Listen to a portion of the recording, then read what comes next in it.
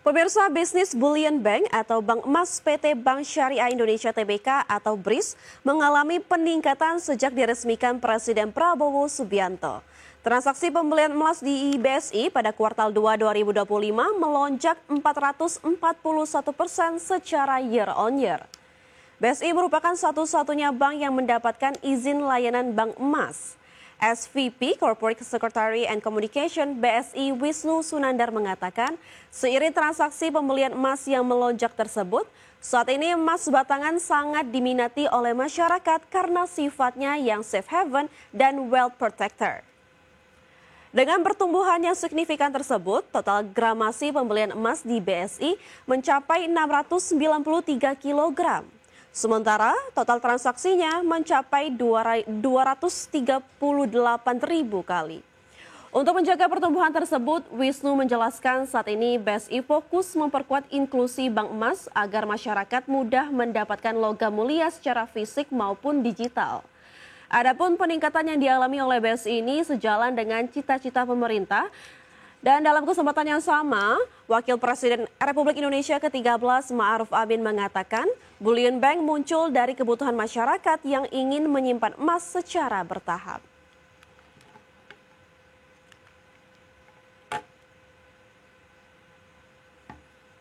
Kembali di IDX First Session Closing, pemirsa.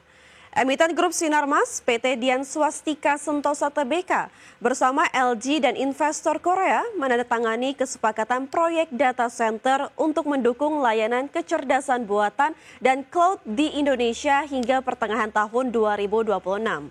Kesepakatan ini merupakan investasi mencapai 1,22 triliun rupiah. Emiten Grup Sinarmas PT Dian Swastika Sentosa Tbk menandatangani transaksi senilai 1,22 triliun rupiah dengan LG dalam rangka percepatan pembangunan pusat data generasi kecerdasan buatan di Jakarta. Proyek ini mencerminkan ambisi strategis perusahaan untuk memperkuat posisi sebagai penyedia infrastruktur digital di Indonesia. Kerjasama ini merupakan joint venture antara DSSA, LG, dan Korea Investment Real Asset Management sebagai investor. Menggabungkan keahlian lokal dan teknologi global dalam membangun data center. Fasilitas ini diharapkan menjadi pusat data utama yang mendukung layanan cloud dan kecerdasan buatan. Dengan kapasitas awal mencapai sekitar 18 MW, data center ini dirancang untuk melayani permintaan tinggi dari sektor perusahaan dan layanan digital. Proyek ini menjadi langkah penting dalam mendukung pengembangan ekonomi digital nasional dan ekosistem teknologi lokal. Tim Liputan IDX Channel. PT Solusi Sinergi Digital Tbk, emiten berkode saham WIFI, terus memperluas jejak bisnisnya di sektor infrastruktur jaringan. Melalui anak usahanya, perseroan baru saja melakukan akuisisi perusahaan teknologi dengan nilai hampir 600 juta rupiah. PT Solusi Sinergi Digital Tbk melalui anak usahanya PT Jaringan Infra Andalan mengakuisisi saham PT Investasi Jaringan Nusantara dengan nilai sebesar 599,9 juta rupiah. Akuisisi tersebut berdasarkan perjanjian jual beli saham yang ditandatangani pada 4 hingga 5 Agustus 2025. Melalui transaksi ini, seluruh pemegang saham IJN secara resmi mengalihkan kepemilikan mereka kepada PT Jaringan Infra Andalan. Proses akuisisi ini menandai langkah strategis perseroan untuk menguatkan posisi di pasar infrastruktur jaringan tanah air. Manajemen PT Solusi Sinergi Digital Tbk menegaskan, akuisisi tersebut sebagai bagian dari strategi jangka panjang untuk mendorong ekspansi di sektor infrastruktur jaringan. Dengan menguasai entitas usaha baru, perseroan yakin akan lebih cepat memperluas jangkauan dan layanan. Menurut keterbukaan informasi Bursa Efek Indonesia, transaksi ini diharapkan dapat menunjang perluasan grup perseroan ke depan. Kehadiran IJN di bawah kendali PT Solusi Sinergi Digital Tbk dinilai akan memperkuat infrastruktur dan kompetensi teknologi yang dimiliki. Persero menyatakan aksi korporasi ini bukan merupakan transaksi material maupun transaksi afiliasi. Dengan langkah ini, PT Solusi Sinergi Digital Tbk menunjukkan komitmen untuk terus mendorong pertumbuhan bisnis melalui akuisisi strategis yang terarah. Berbagai sumber, IDX Channel. PT Dharma Henwa Tbk, emiten berkode saham Dewa, mengalami penurunan pendapatan pada kuartal kedua tahun ini. Kondisi cuaca menjadi salah satu faktor utama yang menghambat produksi dan aktivitas tambang. PT Dharma Henwa Tbk mencatatkan penurunan pendapatan sebesar 3,8% secara kuartalan pada kuartal 2 2025. Penurunan ini dipicu turunnya volume material yang dipindahkan. Manajemen menyebut curah hujan yang meningkat telah mempengaruhi operasional tambang.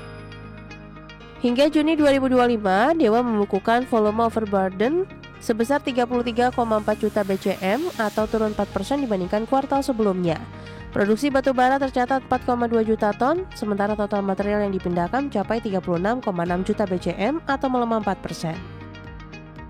Manajemen menjelaskan batch 2 alat berat telah tiba di lokasi tambang dan dalam proses perakitan. 3 pasang unit alat berat diperkirakan mulai beroperasi pada awal September, disusul sisanya pada Oktober 2025. Kehadiran alat berat baru ini diharapkan dapat mendorong peningkatan margin EBITDA perusahaan pada paruh kedua tahun ini. Target volume overburden kuartal 3 2025 naik tajam menjadi 19,98 juta BCM atau melonjak 47,1% pada kuartal sebelumnya. Untuk kuartal 4 2025, target kembali ditingkatkan menjadi 23,54 juta BCM atau tumbuh 17,8% secara tahunan.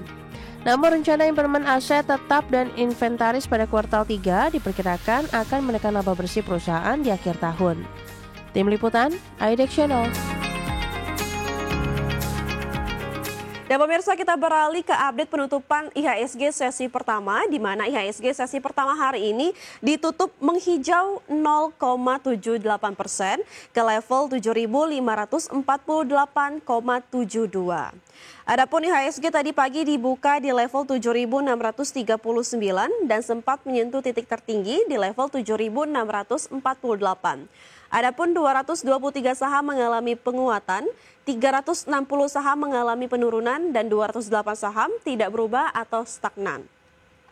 Adapun pemirsa, dari sisi top gainers atau saham-saham mengalami penguatan tertinggi antara lain ada Cuan yang mengalami penguatan 10,27% ke level 1.610.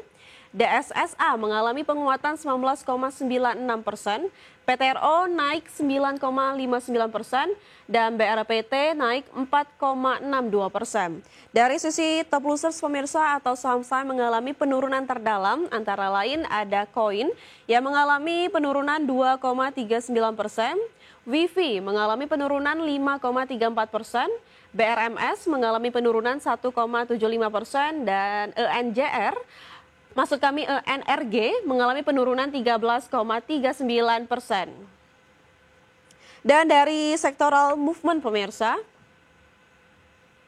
antara lain ada energi yang mengalami penguatan 2,69%, industri mengalami penguatan 2,2%, sementara teknologi dan kesehatan sama-sama mengalami penurunan di 3,97% dan 0,56%.